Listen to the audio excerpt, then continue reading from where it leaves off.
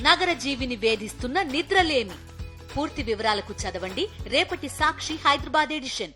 ఈ కూటమి ప్రభుత్వం అధికారంలోకి వచ్చాక ప్రభుత్వ ఉద్యోగులు పరిస్థితి చాలా దారుణంగా ఉంది.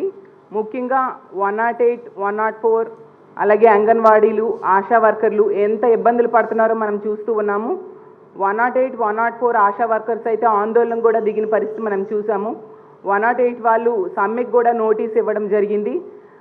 న్యాయబద్ధంగా వాళ్ళు అడుగుతున్న కోరికల్ని ప్రభుత్వం తీర్చాలి, ఖచ్చితంగా వాళ్ళ సమస్యలు పరిష్కారం చేయాలి, వాళ్ళ డిమాండ్స్ని ప్రభుత్వం పరిష్కారం చేయాల్సిందిగా కోరుతూ ఉన్నాను. ఎందుకంటే 108, 104 అనేది రాజశేఖర్ రెడ్డి గారు తీసుకొచ్చారు. జగన్మోహన్ రెడ్డి గారు వాటికి ఎంతగానో నిధులు కేటాయించి వాళ్ళకి చాలా సపోర్ట్ చేయడం జరిగింది. పేదవాడికి ఎవరికైనా ఈ ప్రజల్లో ఎవరికైనా కూడా యాక్సిడెంట్ జరిగితే జస్ట్ ఫోన్ చేసిన 10 నిమిషాల్లో వచ్చి హాస్పిటల్ తీసుకెళ్ళడానికి 108 ఎంతగానో ఉపయోగపడేది. అలాగే 104 మనం చూసాం, ఫ్యామిలీ డాక్టర్ కాన్సెప్ట్ అయితేనేం గ్రామాల్లోకి వెళ్ళి వైద్యం చేయడానికి ఇవన్నీ కూడా చాలా 104 వెహికల్స్ ఉపయోగపడేది. ఆ వ్యవస్థలన్నింటినీ ఇప్పుడు ఈ ప్రభుత్వం అధికారంలోకి వచ్చాక నిర్వీర్యం చేస్తూ ఉన్న పరిస్థితి మనం చూసాము.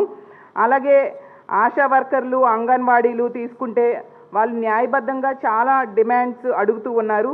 వాటన్నిటికీ పరిష్కారం చూపించాలి. పిఎఫ్లు, గ్రాడ్యుటీ ఇవన్నీ కూడా చూడాల్సిన అవసరం ప్రభుత్వం మీద ఉంది. అలాగే సర్వీస్లో చనిపోతే వాళ్ళ దహన సంస్కారాలకు 20,000 ఇవ్వాలని, అలాగే వేతనంతో కూడిన మెడికల్ లీవ్, ఇలాంటివన్నీ చాలా సింపుల్ అవి కూడా ఉద్యోగస్తుల కోసం ప్రభుత్వం ఆలోచించకపోవడం చాలా దారుణం. గతంలో వైఎస్ఆర్ కాంగ్రెస్ పార్టీ అధికారంలో ఉండేటప్పుడు వీళ్ళతో చర్చలు ఫలితంగా ఒక ఒప్పందానికి రావడం జరిగింది. ఇప్పుడు ప్రభుత్వం మారడంతో అవన్నీ నెరవేర్చాల్సిన బాధ్యత ఈ కొత్త ప్రభుత్వం మీద ఉందని తెలియజేస్తూ ఉన్నాను. ఈరోజు అంగన్వాడీలో ఆశా వర్కర్ల సమస్య మీద మేము కౌన్సిల్లో మాట్లాడడం కూడా జరిగింది, కానీ మాకు అవకాశం ఇవ్వలేదు. వీళ్ళందరి తరఫున, ఉద్యోగస్తుల తరఫున మేము ఖచ్చితంగా ప్రజా పోరాటాలు చేస్తాం. అలాగే శాసన మండలిలో కూడా మాట్లాడడానికి వాళ్ళ మీద ఒత్తిడి తీసుకొచ్చి ప్రయత్నిస్తామని తెలియజేసినాను.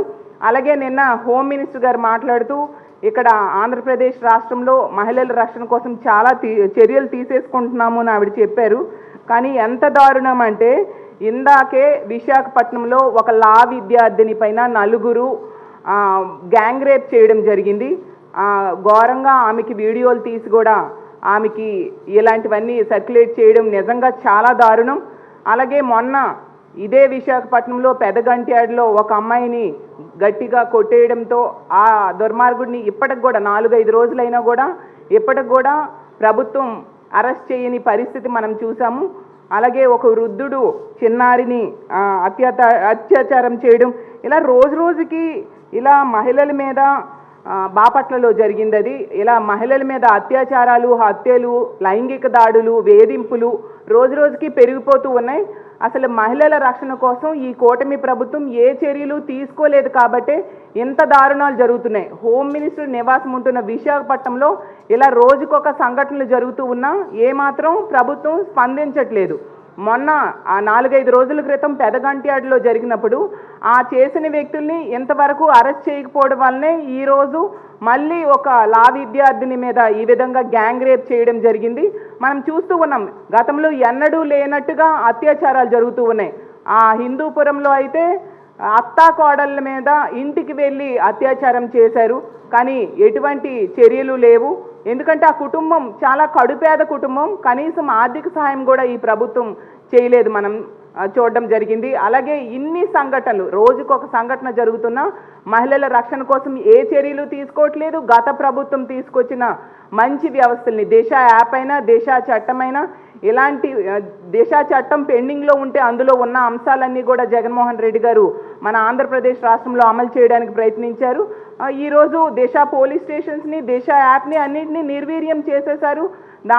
దానిలాంటి వ్యవస్థను కూడా ఈ కూటమి ప్రభుత్వం దేనిని ఏర్పాటు చేయలేదు. ఇన్ని మంత్రివర్గ సమావేశాలు అయ్యాయి. ఇసుక కోసం, శాండ్ కోసం కానీ లేదా మద్యం కోసం కానీ వాటి మీద చర్చిస్తూ ఉన్నారు. కానీ మహిళల రక్షణ కోసం ఎందుకు చర్చించట్లేదు అంటే ఈ లా అండ్ ఆర్డర్ ఎంత ఘోరంగా ఈ రాష్ట్రంలో విఫలమైందో మనం అర్థం చేసుకోవచ్చు.